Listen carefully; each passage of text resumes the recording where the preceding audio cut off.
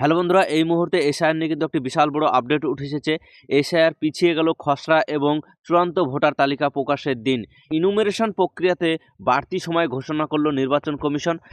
তো নির্বাচন কমিশনের তরফ থেকে বলা হয়েছিল ৯ ডিসেম্বরের মধ্যে কিন্তু এই এসআইআর প্রক্রিয়া সম্পূর্ণ খসড়া তালিকা প্রকাশ করবে।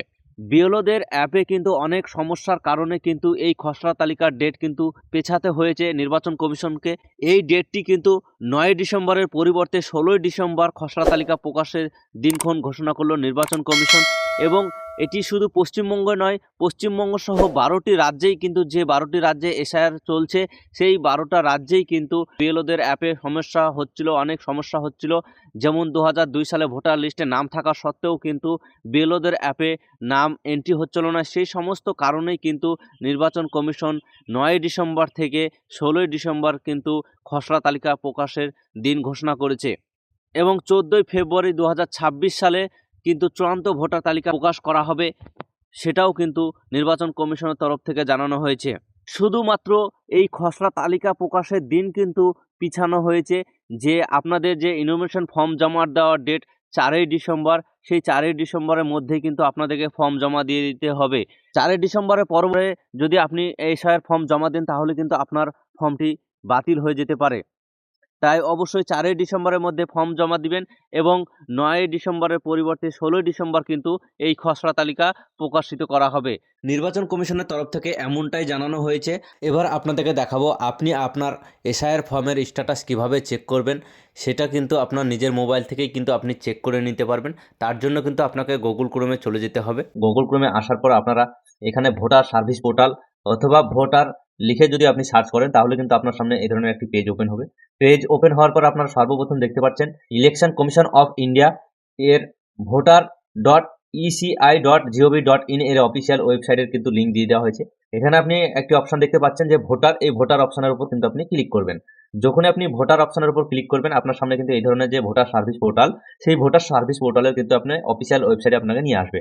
নিয়ে আসার পর আপনি দেখতে পাবেন যে এখানে একটি লগ ইন এবং সাইন আপ। তো আপনি এই সাইন আপের উপর ক্লিক করবেন। সাইন আপের উপর যখনই ক্লিক করবেন এখানে আপনার একটি মোবাইল নম্বর চাইবে। তো আপনি এখানে একটি মোবাইল নম্বর বসিয়ে দেবেন এবং বসানোর পর আপনি নিচের দিকে এসে ক্যাপচারের ঘরে আপনি ক্যাপচার বসিয়ে দিয়ে আপনি কন্টিনিউ অপশনে ক্লিক করবেন। আর যাদের আগে থেকেই আপনার এই voter service portal sign up করা আছে তারা কিন্তু লগ ইন অপশনে আপনারা ক্লিক করবেন। লগ ইন অপশনে ক্লিক করার পর আপনাদেরকে লগ ইন করে নিতে হবে। তো যেহেতু আমার থেকেই করা আছে সেজন্য আমি লগ ইন অপশনের উপর ক্লিক করলাম। লগ ইন অপশনে ক্লিক করার পর আমি এখানে মোবাইল নম্বর আপনার দিয়ে দিব। মোবাইল নম্বর দিয়ে আমি ক্যাপচার দিয়ে কিন্তু সাবমিট করে দেবো। তো আমি আমার মোবাইল নম্বর এবং ক্যাপচার দিয়ে দিয়েছি, দেখতে পাচ্ছেন আপনারা ওটিপি চলে এসেছে। সেই ওটিপি দিয়ে আমি ভেরিফাই অ্যান্ড লগ ইনের উপর ক্লিক করব। ওটিপি দিয়ে ভেরিফাই অ্যান্ড লগ ইনের উপর ক্লিক করলাম।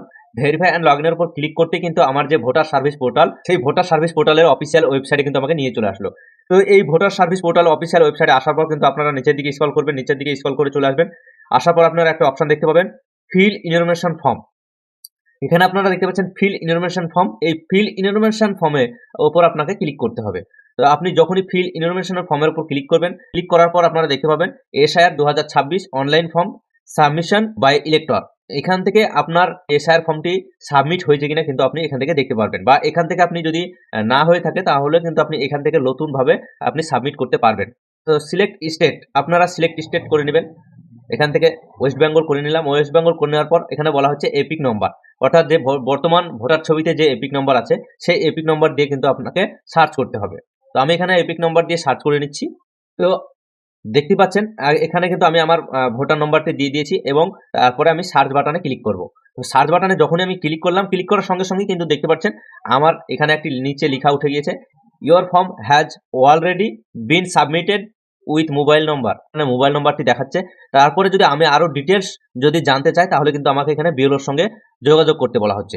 তাহলে কিন্তু আপনি এখানে দেখতে পাচ্ছেন যে আমি বিএলওকে ফর্মটি জমা করেছিলাম এবং জমা করার পর আমার এই ফর্মটি অলরেডি ওরা অনলাইনে সাবমিট করেছে, সেই জন্য কিন্তু এখানে দেখাচ্ছে। যদি আমার এই ফর্মটি সাবমিট না করতো তাহলে কিন্তু এখানে আমার এই লেখাটি আসতো না, এবং এখানে আসতো কি আসতো, আমাকে নতুনভাবে এই ফর্মটি ফর্ম ফিল আপ করার জন্য এখানে বলতো। তাহলে আপনারা বুঝতেই পারলেন যে এইভাবে কিন্তু আপনার ফর্মটি জমা হয়েছে কিনা আপনি বুঝে নিতে পারবেন। যারা এখনো আপনারা এসআইআর ফর্ম জমা করেননি, আজকেই লাস্ট ডেট। অর্থাৎ আজকেই কিন্তু আপনারা ফর্মটি জমা করার চেষ্টা করুন, অনলাইনে হোক অফলাইনে হোক যেখানেই হোক না কেন আপনারা অতি সত্বর বিএলওর কাছ থেকে গিয়ে আপনারা অফলাইনে কিন্তু জমা করে দিতে পারবেন এবং অনলাইনে করলে অনলাইনেও কিন্তু আপনারা ফর্মটি আজকের মধ্যেই জমা করে দেন। জমা যদি না করেন তাহলে কিন্তু আপনার ভোটার লিস্টে নাম নাও আসতে পারে। তো এই ছিল আজকের মতো ভিডিওটি যদি ভালো লাগে অবশ্যই একটি লাইক করবেন আর চ্যানেলে নতুন হলে চ্যানেলটি সাবস্ক্রাইব করে পাশের বেল আইকনটি বাজিয়ে অল নোটিফিকেশন অপশনটি সেট করে রাখবেন। তো দেখা হচ্ছে নেক্সট পরবর্তী ভিডিওতে।